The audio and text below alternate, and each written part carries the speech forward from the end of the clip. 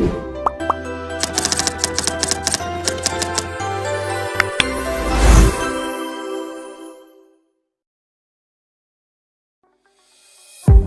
is acid rain?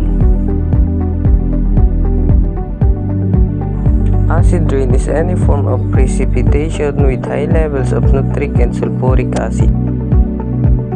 It can occur in the form of snow fog and even dry materials that settle to earth. Most acid rain is caused by human activities.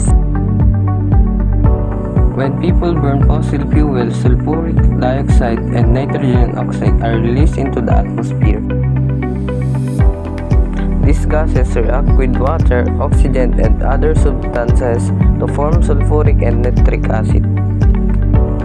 Winds may spread this acidic solution over hundreds of miles.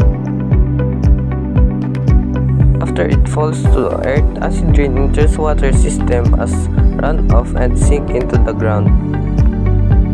This can make water toxic to crayfish, fish, and other aquatic animals. The rest of the food chain, including non-aquatic species such as birds, is often affected as well. Acid rain also harms forests by damaging tree leaves, robbing the soil of essential nutrients, and making it hard for trees to take up water.